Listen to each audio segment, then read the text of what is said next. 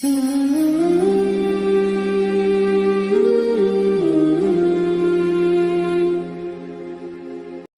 کی دنیا میں انسان اس پہ فخر کرتا ہے کہ میں چاند پہ گیا ہوں۔ بلندیوں پہ جانا یہ انسان کے لیے بہرحال ایک باعث افتخار ہے۔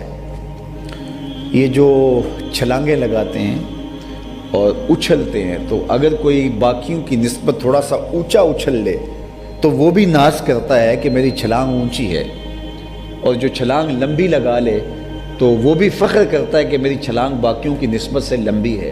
تو یار کوئی اچھل لے، بعد میں ٹانگ چاہے توڑا بیٹھے، لیکن جو اچھل لے لوگوں سے، اچھل کے اوپر چلا جائے، وہ بھی ناز کرتا ہے میں سب سے اوپر اچھلا ہوں۔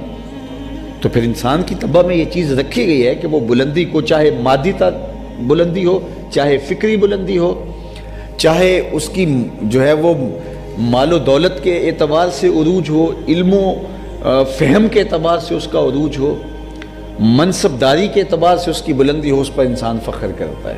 تو پھر جو چاند پہ چلے گئے ان کا فخر تو بجا ہے، اور آج بھی وہ اپالو 11 کو انہوں نے سنبھال کے رکھا ہوا ہے ناسا میں۔ وہاں وہ لوگ جاتے ہیں، تو ہم بھی جب گئے تو ہم نے کہا ہم بھی دیکھیں گے، اور وہاں میلہ لگا ہوا تھا کہ، اور یہ ان کے لیے اعزاز ہے اور ان کے لیے فخر ہے کہ جناب ہم اس کے اوپر بیٹھ کر کے جو ہے وہ چاند کی چھاتی کو روند کے آئے ہیں۔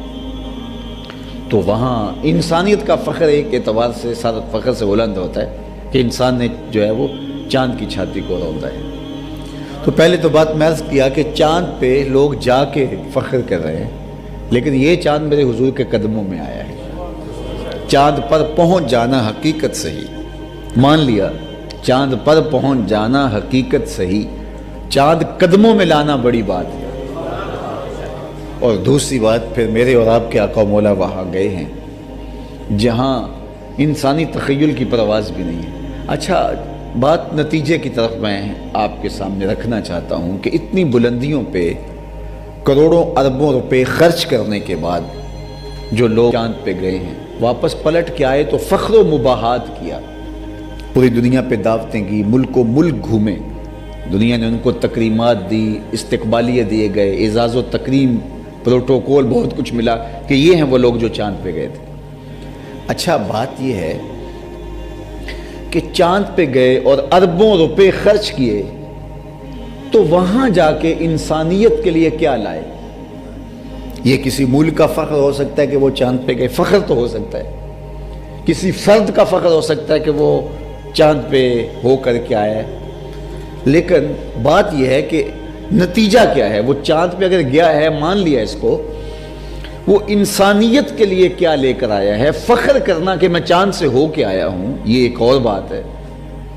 ایک درخت پھلوں سے بھرا ہوا ہو اور ایک آدمی پھل اوپر تک چلا جائے، واپس خالی دامن ہی آ جائے، تو وہ کہے کہ میں درخت سے اوپر سے چڑھ کے آیا ہوں۔ میاں نیچے لوگ بھوک میں تڑپ رہے ہیں، تم درخت کے اوپر تک گئے ہو اور پھلوں سے شاخیں لدی ہوئی ہیں، تو تم ہمارے لیے کیا لے کر آئے؟ وہ کہتا ہے وہ نہیں لا سکا۔ چاند پر گئے تو انسانیت کے لیے کیا لے کر آئے؟ تو وہ مٹی ہے تھوڑی سی، وہ جو دکھاتے ہیں کہ جناب یہ چاند کے سینے سے مٹی اٹھا کر کے ہم لائے ہیں۔ تو مجھے بتائیے کہ زمین پہ مٹی پہلے تھوڑی تھی کہ چاند پہ گئے بھی تو مٹی اٹھا کے لائے، لیکن میرے اور آپ کے آقا و مولا بلندیوں پہ گئے تو امت کی نجات کی ضمانت لے کر آئے، امت کے لیے رب سے ملاقات اور بندگی کا سلیقہ لے کر آئے، 50 نمازوں کی شکل کے اندر۔ یہ تحفہ ہے معراج کا۔